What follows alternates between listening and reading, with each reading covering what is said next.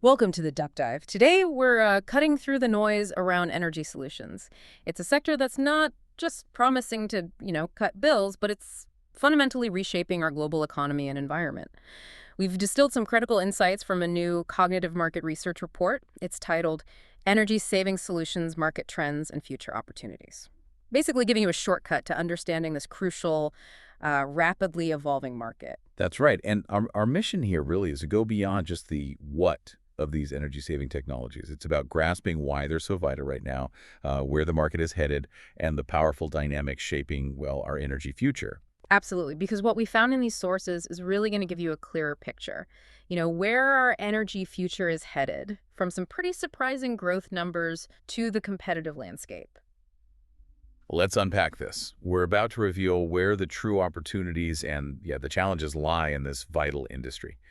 So let's start by framing what we actually mean by energy-saving solutions. Yeah. This report defines them quite broadly. It covers technologies, products, services, all designed to dramatically reduce energy consumption and boost efficiency, right across the board. Yeah, it's a huge spectrum. Exactly. We're talking everything from like those new LED bulbs and smart thermostats changing our homes, all the way up to advanced energy management systems, smart grids, and the full integration of renewables across massive industrial complexes. It's a truly vast landscape. And what's really striking here, I think, is the sheer scale and the projected growth. The global market was valued at roughly USD 142.5 billion in 2024. Wow. Yeah. And it's projected to hit almost USD 227.2 billion by 2032. That reflects a compound annual growth rate, a CAGR, of 6.000%. 6%. Yeah, 6%. And that's not just, steady growth. It tells us this isn't just some fleeting trend.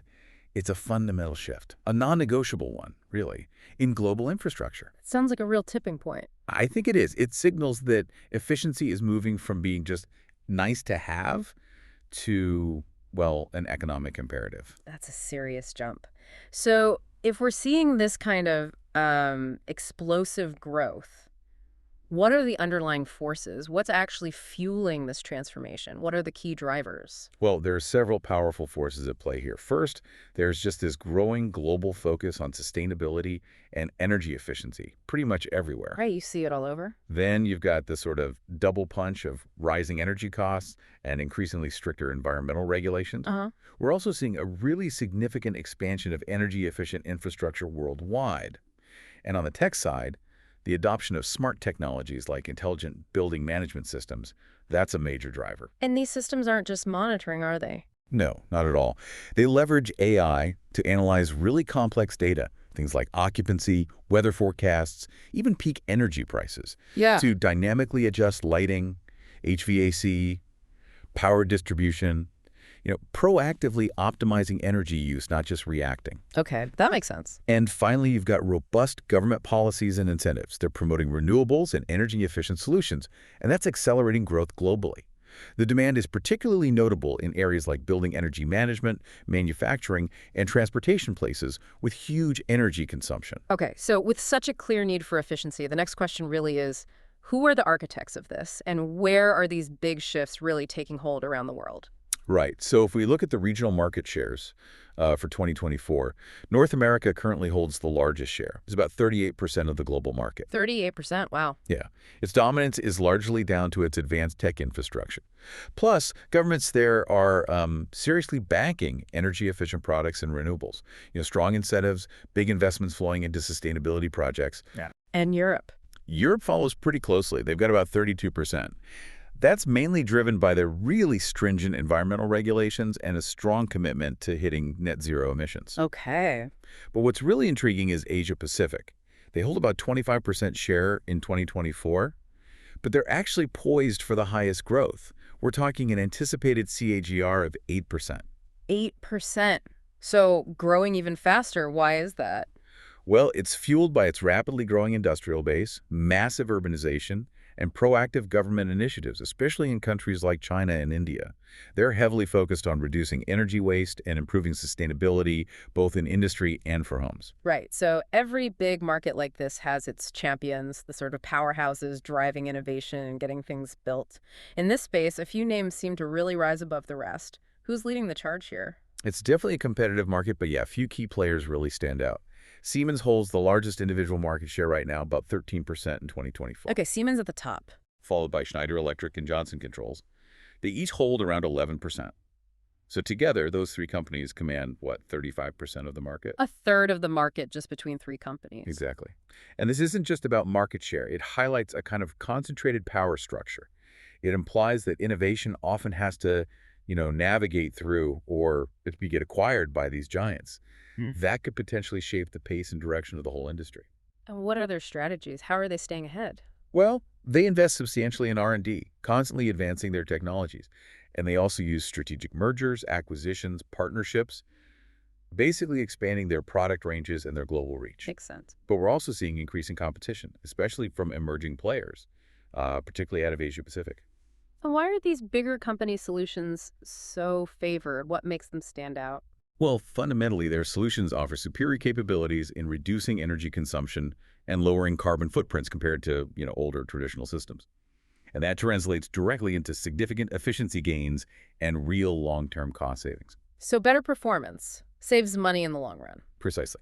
And specifically, things like energy-efficient lighting systems, smart building solutions, and integrating renewable energy sources, those are among the most widely adopted technologies right now.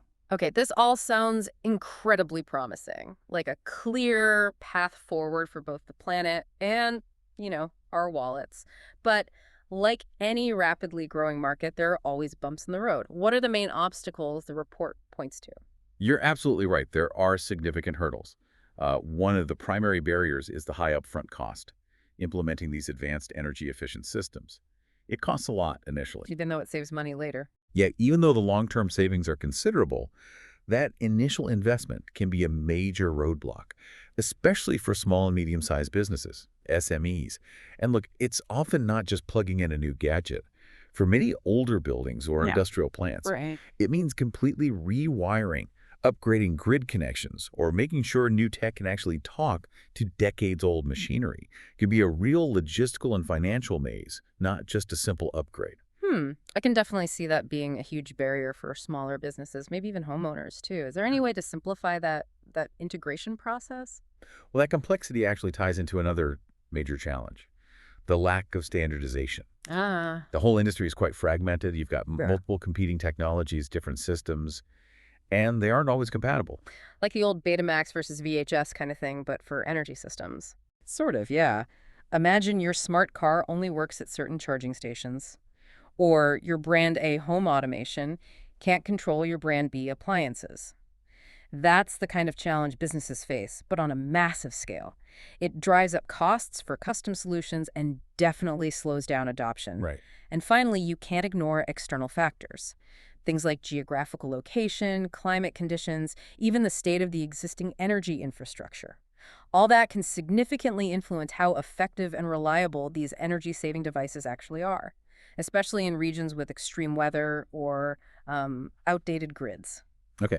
So what does this all mean for someone looking to adopt these solutions?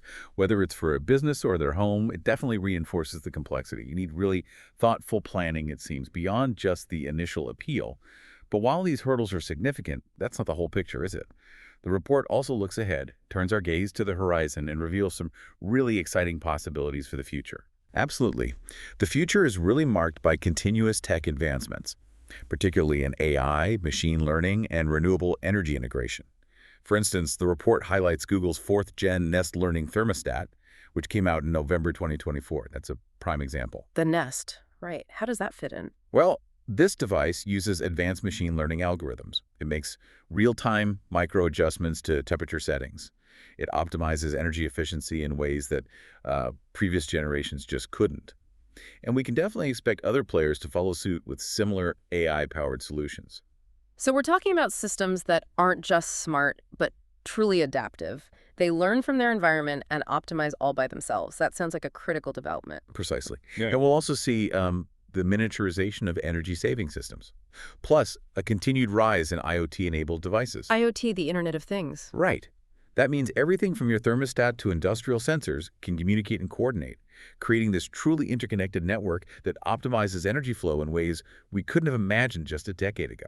Okay, and what about the cost issue? Manufacturers are definitely focusing on reducing those implementation costs. They're developing more affordable production techniques, things like modular energy-saving devices that are just easier to integrate into existing infrastructure. Makes sense. Modular is usually cheaper, easier. Yeah. And furthermore, innovations in energy storage technologies think more efficient, more cost-effective battery systems, they're expected to significantly impact the market too. Okay. So ultimately, it seems like the increasing shift towards sustainability and energy conservation, that's really the engine for this market's growth, isn't it? Especially in homes and commercial buildings. So to sort of recap our exploration here, we've seen the energy saving solutions market is incredibly dynamic. It's characterized by rapid growth, driven by cutting edge tech, dominated by some powerful players. Yet it faces these significant hurdles like high upfront costs and market fragmentation. But despite those challenges, its importance for both, well, economic vitality and environmental goals just cannot be overstated. Right. And if we connect this to the bigger picture, overcoming those challenges, the high initial costs, the fragmentation, it really requires continued efforts. Efforts in reducing manufacturing costs, definitely improving interoperability between different systems, Mhm. and just fostering greater industry collaboration. This isn't only about new tech, it's about making it accessible, making it seamless. Absolutely. The future looks bright, with AI and smart tech poised to make energy efficiency even more automated, more accessible. So as we move forward, maybe consider this.